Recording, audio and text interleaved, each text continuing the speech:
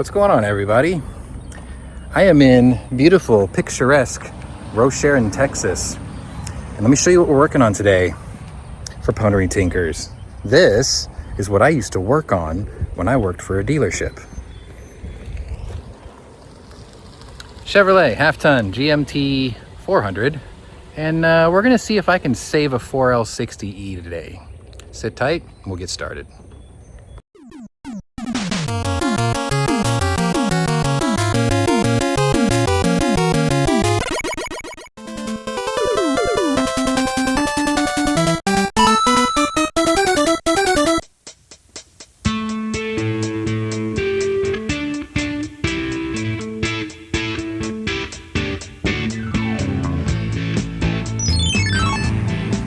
Okay, I've never done one of these before, but customer states.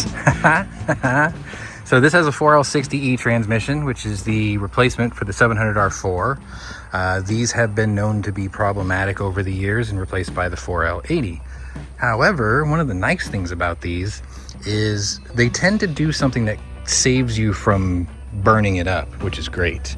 These use electronic shift solenoids like most modern transmissions do, but back in the day, you know, it wasn't always like that. So the problem is it will not get out of first and second gear. It'll stay in second. It tops out at 40 mile an hour. Guys got to drive it with the hazards on the side of the road. Not the best. So to fix that, we're going to obviously replace the filter and the gasket. And I went ahead of time and ordered all 4 shift solenoids. So, if I'm not mistaken, 2 of these are identical. These 2. And then we have these 2. Okay. So, this guy here, bear with me. And I did bring a tripod today, so it won't always be shaky. This guy right here is your 1-2 shift solenoid. And then this is exactly the same, 3-4. In the nomenclature, this is called A solenoid, B solenoid, because both of these are the same. They're both interchangeable. If one goes bad, change both, because the other one's not far behind. So we'll be changing those 2, which are, I believe, at the back of the transmission valve body by the tail shaft. And this guy here just went for a ride, and I just voided the warranty, I'm sure. So I believe this guy here is going to either, well, let me grab the other one just to make sure.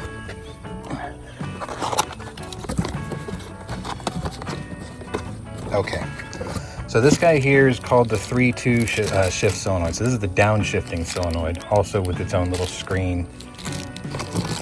And the last one is this guy, which I believe is the torque converter lockup solenoid. I'll correct it if I'm wrong. But anyway, we're going to be changing all 4 of these because, in all honesty, this is not going to be that hard of a job. It's just this weather is what I would call nervous. Yeah, yesterday was supposed to be rainy. It was sunny. Today was supposed to be sunny, and it looks like that. So, great. And I think he bought the wrong... Yeah. He bought the wrong goo. It's okay. So anyway, next I meet you, we will be underneath the truck and I will start going over the process of what it takes to get that apart and draining without making a giant mess. 1 minute, 37 seconds later. Well, I wanted to give you a bipod, but I couldn't because we're not up high enough. However, joy of joys, I have a drain plug. I thought this was going to be an ugly job. Okay, so what we're looking at, I believe, is a 4L60E, although I did not expect that. I'm going to go grab the gasket and match it before I pull this down in case this isn't one. But I ran the VIN and it said this is supposed to be a 4L60. So, shallow pan because this is a 2-wheel drive truck too, which we did get the correct one of those.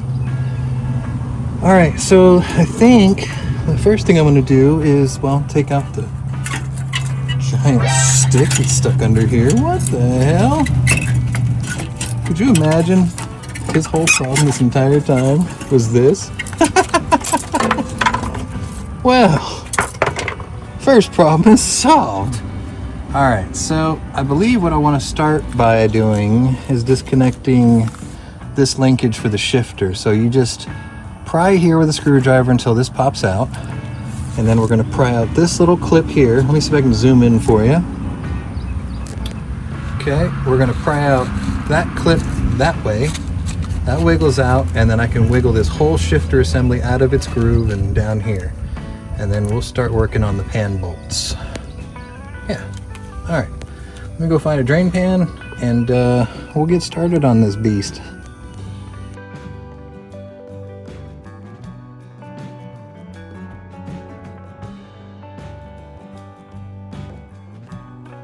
Two hours later.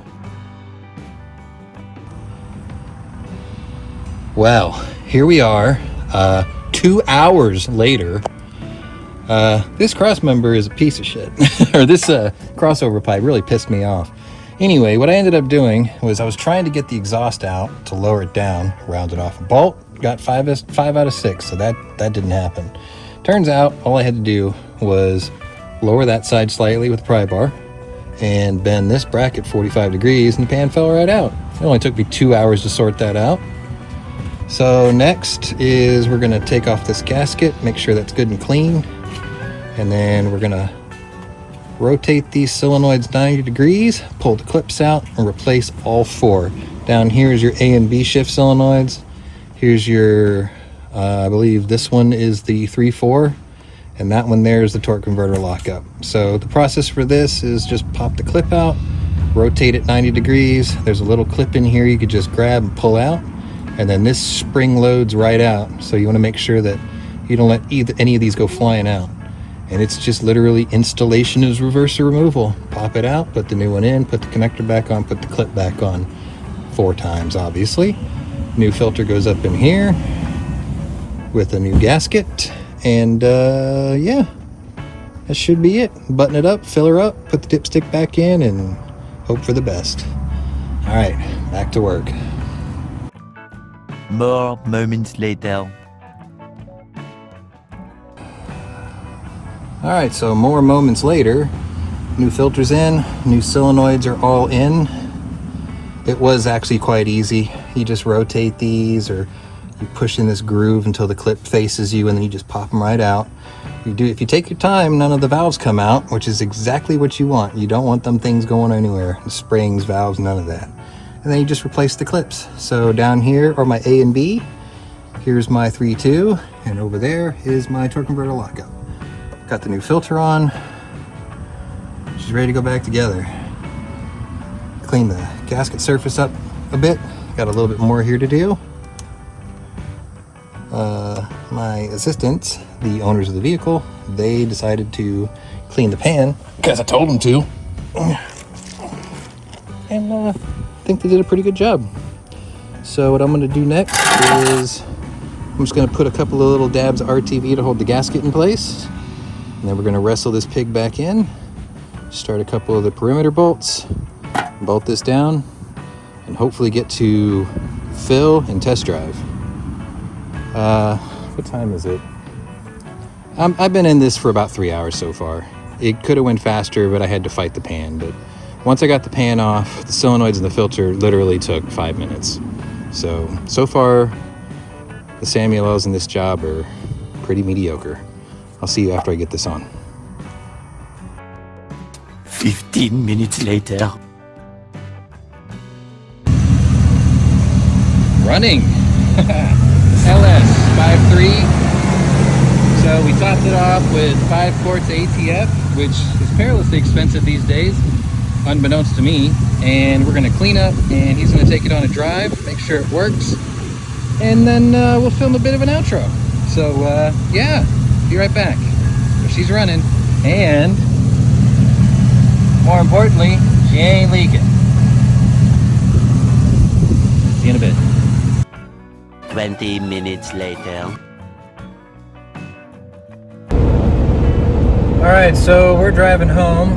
I'm tired, very tired, and our fix didn't work. It did the exact same thing. Well, he said it did something different this time, but for any of you out there that are familiar with 4L60E transmissions, I pose a question to you.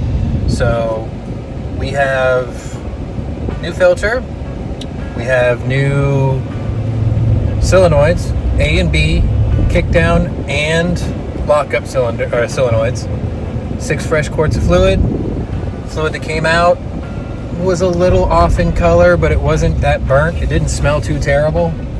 It just smelled like a transmission that had a lot of miles on it. The grime in the bottom of the pan was to a minimum, actually. Most of it was on the magnet, so that was cool. But she'd go into first, she'd go into reverse, and then go into first, go into second, and then about 3,000 RPM into second, it would flare, and it would never go into third. If you took your foot off the gas, I swear you would feel the lockup kick in, but it was still in second gear only. So I'm kind of at a loss. I'm not really sure what's going on yet, but I figured I would pose it to you, the YouTube community. If you guys turn wrenches, if you guys work on 4L60s, I know I worked on these trucks when they were new at the dealer, but I was not a transmission guy. But sometimes you just don't win them all, you know. I tried the, what is it, $140 fix plus the $65 for fluid. Jesus Christ, fluid is expensive. But yeah, you don't win them all. Anyway, this was Pwnery Tinkers 4L60E revival. Fail. Just gonna have to drive it in second for a while. Sometimes you just don't win them all. Anyway, if you're new to my channel, welcome. Maybe subscribe, maybe share, maybe drop a comment on what it could be. If you're a regular here, welcome back. Either way, check out my playlists, my other playlist, and see if my other interests might be of interest to you. Now I gotta figure out an alternative way home because it wants to put me somewhere very far from home. So I'm gonna head home now. Thanks for watching. We'll see you on the next one. Well, the boy does have good hands. Good hand.